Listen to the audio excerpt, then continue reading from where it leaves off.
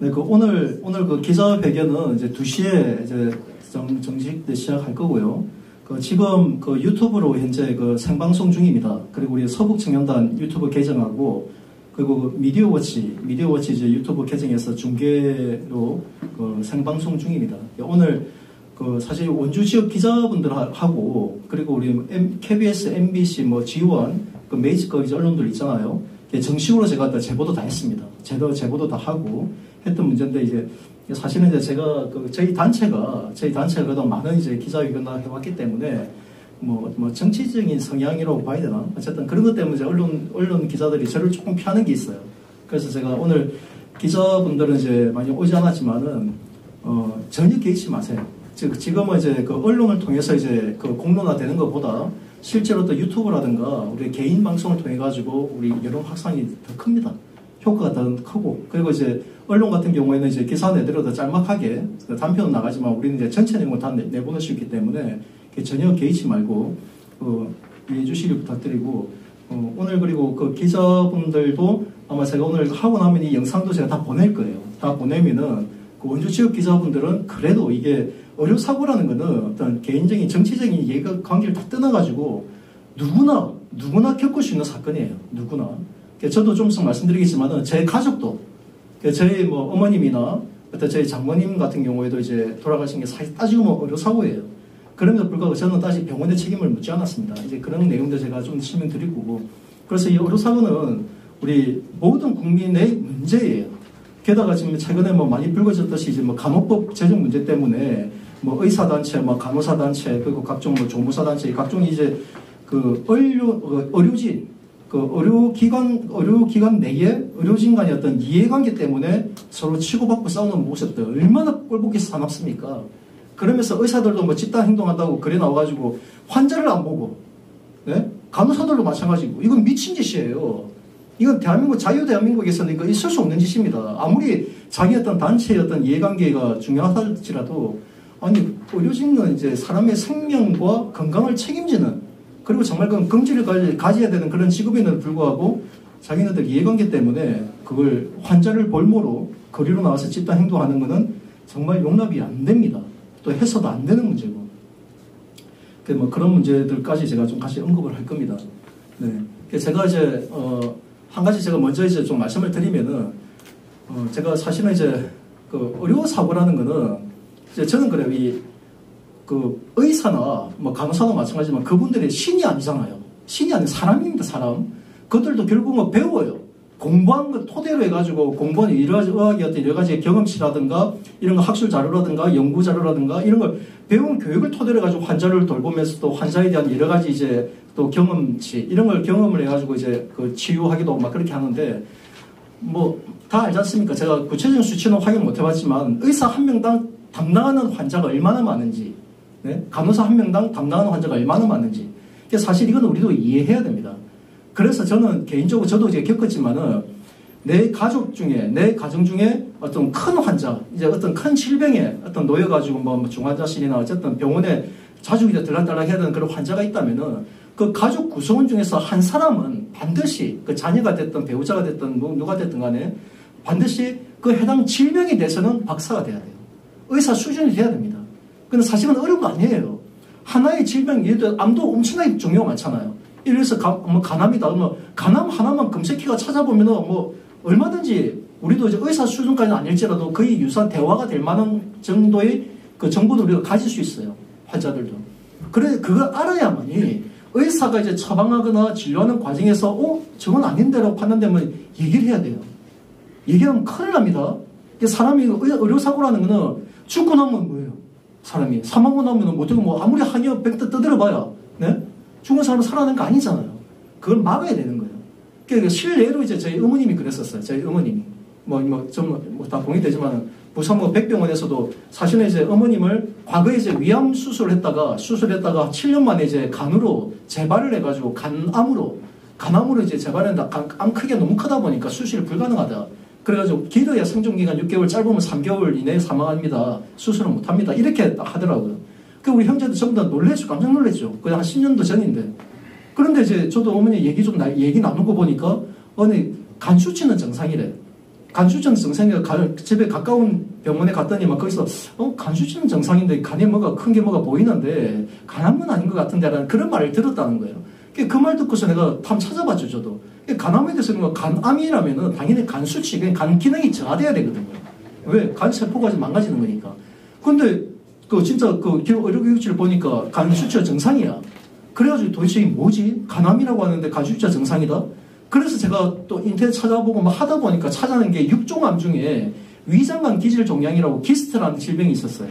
애초에 어머님이 이제 위암도 위암이 아니었고 위 내피에서 발병하는 암은 위암이지만 위를 움직이는 근육청이 있거든요. 그게 육종암 중에 하나인데 근육청에 발병한 이제 암인데 그걸 이제 처음에는 발견 못하고 그냥 위암으로 판단해가지고 위를 잘라내는 수술을 했던 건데 그것도 사실 어려워 사고죠, 따지면은.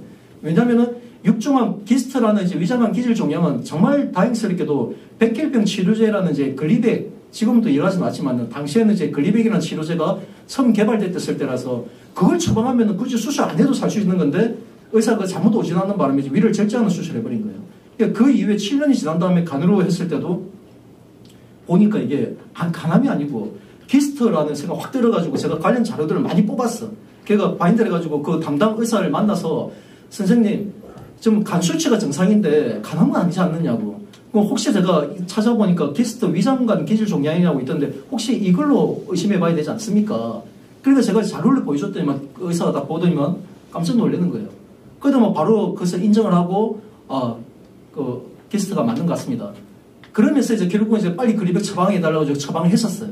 근데 물론 이제 그 의사, 그 병원 같은 경우에는 그런 이제 위장관 기질 종양이나 기스트 환자가 많지 않았기 때문에 흔한 질병이 아니다 보니까 놓쳤던 거죠. 그래서 제가 이제 다시 이걸 검색을 하다 보니까 서울 아산병원에서 이게 전문 이제 그 치료센터가 있더라고요. 그래서 그쪽으로 이제 전병원, 병원을 옮기려고 그렇게 하는 과정에서 제가 그 백병원에다가 의료기록지를 좀 복사 좀 해달라 해가지고 요청을 했더니 그때 이제 원문까지 좀 기다려달라고 하더니 한 30분인가 1시간 뒤에 이제 연락이 와서 준비됐다가 가서 뗐어요. 물론 그때는 제가 의료진에게 책임을 물을 생각이 아니었습니다. 왜냐하면 아까 말했다시피 의사가 신이 아니기 때문에 실수가 있을 수 있어요. 하지만 가족이 제가 그 얘기를 제기했을 때 당연히 제 얘기를 수용했거든요. 수용해서 당연히 바로 잡았죠. 그렇기 때문에 책임물을 의지는 아니었는데 결국 내가 복사해가지고 내가 보질 않았어. 안 보고 그냥 보관만 하다가 그 이후에 어머니가 10년 넘게 이제 생존하시다가 결국 이제 사망을 하신 다음에 제가 그 서류를 이번에 정리하다가 좀 펼쳐봤더니 딱 보고 내가 깜짝 놀란 거예요. 당연히 그 기록지에 이제 처음에 간암으로 모진했던 거에 대해서 이제 그런 기록 과정이 다 있을 거라 생각했는데 웬걸 처음부터 위장관 기질 종양을 진단했던 걸로 조작이 된 거예요. 기록지가. 와, 내가 그거 깜짝 놀랐습니다. 뭐지 이거? 내가 책임 물을 것 아니었는데 분명히 병원에서는 간암으로 해가지고 그렇게 다 해놓고 그렇게 처방도 제도 안 했지만 그 기록이 사라지고 처음부터 이제 거기에 위장관 기질 종양이라고 기스트라고 이게 진단명이 나와 있는 거예요. 야, 이 대학병원이 이렇게 이 기록을 조작하는구나. 내가 깜짝 놀랐습니다. 물론 책임은 안 물었습니다, 아직도.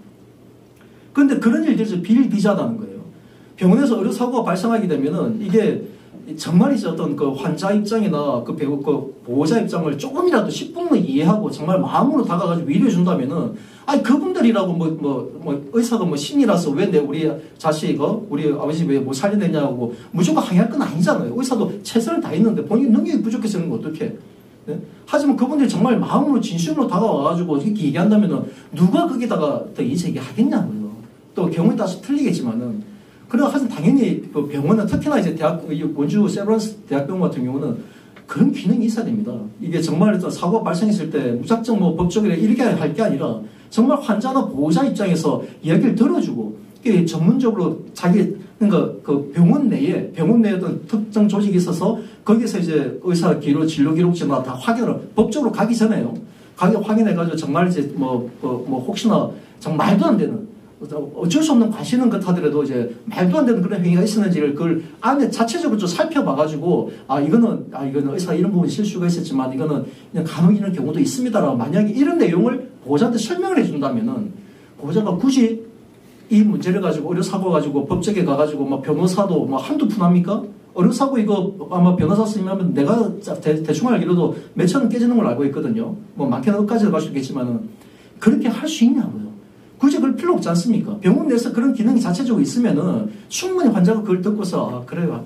그럼 충분히 이걸 거기서 그 선에서 종결되어지고 또 의사들도 이번 사례를 통해서 다음 어떤 다른 환자가 있으면은 그 경우는 다시는 이제 이런 똑같은 되풀이되는 이제 혹시나 과신이 없게끔 보완을 하겠죠. 이제 그렇게 가야 된다는 겁니다. 사실 기독병원도 이제 한 가지 더 말씀드리면 저희 장모님도 이제 기독병원에서 이제 돌아가셨는데 이것도 정말 심각한 게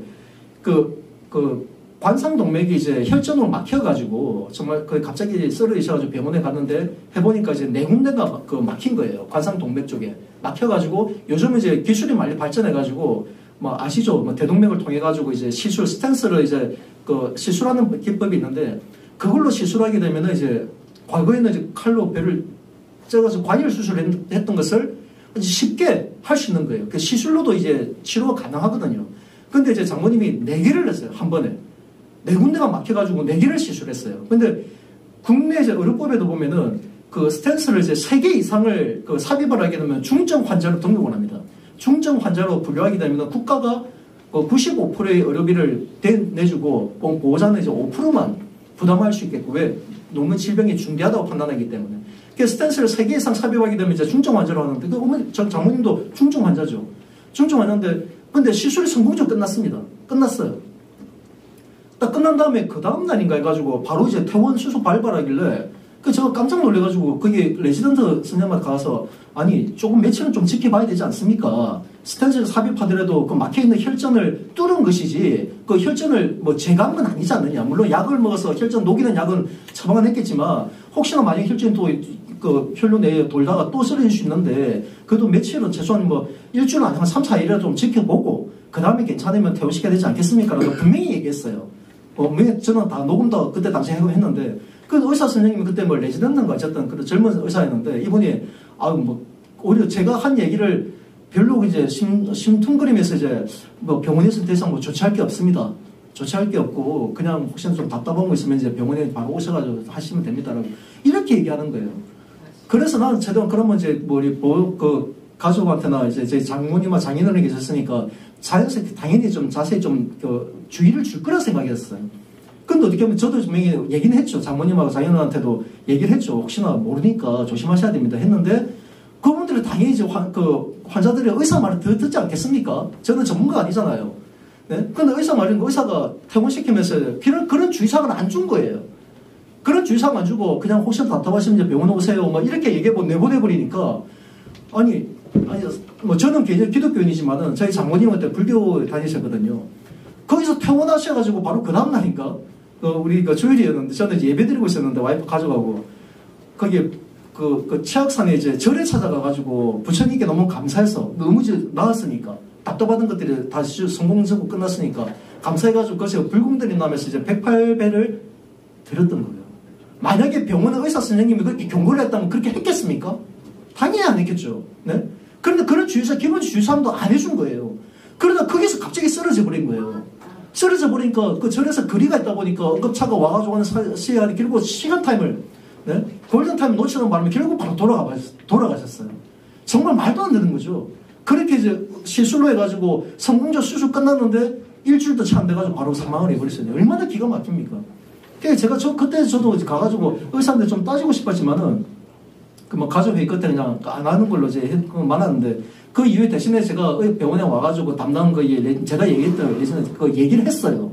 그때 만약에 제 말을 조금만 더 귀 기울여서 한 2, 3일만 좀 더 두고 보거나 아니면은 그 환자나 그 보호자한테 그 장인어른한테 충분히 경고해가지고 정말 어디 멀리 가지 마시고 위험한 거 하시면 안 됩니다. 꼭 집에 가까이 있다가 조금 답답하시면 오세요. 얘기했더라면은 사고가 없었을 거 아니냐. 제가 그런 좀 주의를 했죠. 대신에 부탁드린다. 다음에는 이 같은 사례가 발생하지 않게끔 제가 책임을 안 묻겠지만 그래서 없게끔 부탁드립니다 했는데 그 이후도 달라진 게 없어요. 그 이후에도. 이번 사고도 마찬가지죠. 네.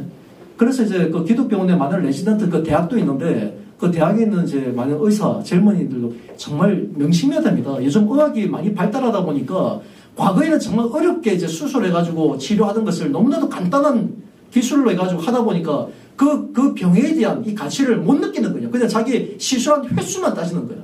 그러니까 특정 의사는 내가 예를 들어서 뭐 시술을 뭐 100개 1000회 했다. 이걸 해가지고 홍보해가지고 네? 정말 심각하죠.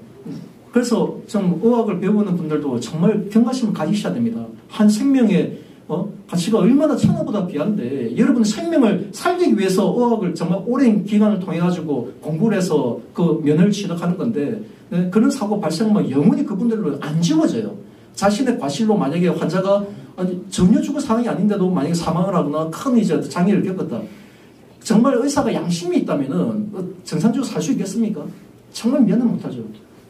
그런데 오늘 사례는 내가 이제 설명드리겠지만은 정말 좀 기막힙니다. 기막힌 부분이 있어서 자 그러면 일단 기자회견을 진행하도록 할게요.